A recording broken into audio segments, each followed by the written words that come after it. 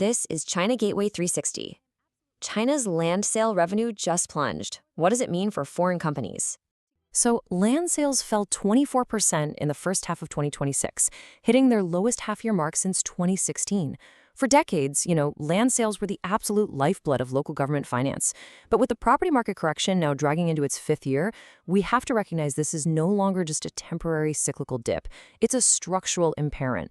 And it's basically forcing municipalities to fundamentally change how they keep the lights on and fund their day-to-day operations. Because of this, we're seeing a really stark divergence in government finance. If you only look at the surface, the headline general public budget, revenue actually grew by 5.8%. Looks fine, right? But dig a little deeper. To survive, local governments are heavily squeezing non-tax channels. Notice that 12.4% surge? That represents a massive, rapid increase in administrative fees and fines being collected just to make up the difference. Local governments are practically desperate to backfill a massive 30 to 50% off-budget gap left by those missing land sales. Now Beijing is stepping in to help by issuing 3.9 trillion yuan in central debt to try and stabilize things. But down at the ground level, municipalities are executing what we call the enterprise squeeze.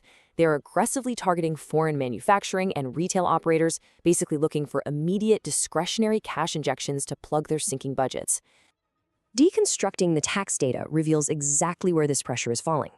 Taking a look under the hood, corporate income tax looks healthy with 7.1% growth. But actually, scratch that. It's heavily skewed by state-owned enterprises recovering their profits. In reality, smaller enterprises and foreign joint ventures are suffering from pretty weak margins right now.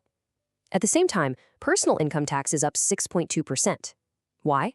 Well, it's driven largely by local bureaus aggressively auditing high-earning foreign and domestic executives.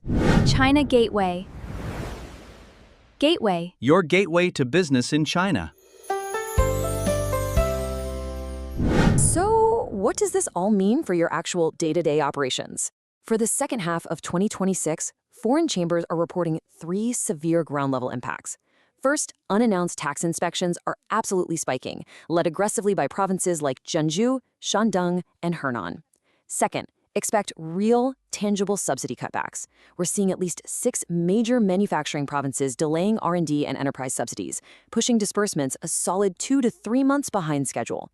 Crucially, though, this risk is geographically uneven.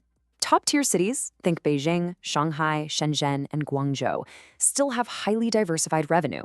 Their incentives remain largely intact and stable. But if you look at Tier 2 and Tier 3 inland manufacturing bases, they are disproportionately affected. They're rapidly deferring basic infrastructure maintenance on things like power grids and roads, all while aggressively extracting revenue through those audits and fees we just talked about. For foreign operators, this marks a fundamental paradigm shift. The old era of generous municipal financial sponsorship, the tax holidays and bespoke infrastructure buildouts, is officially over. Starved of land revenue, local governments are now operating primarily as extractors. The key takeaway here, you have to stop treating them as financial partners and start managing them strictly as regulatory creditors. All right, to navigate this shift, here is your rapid 4-step executive mitigation plan. First, prepare for defensive tax audits immediately. Second, audit your local incentive agreements, anticipating those delayed subsidies.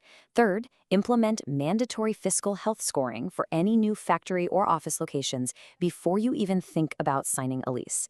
And finally, build a strict 10 to 15% buffer into your 2027 budget to absorb the rising compliance costs and administrative fees coming your way. Like and comment China to get the full report.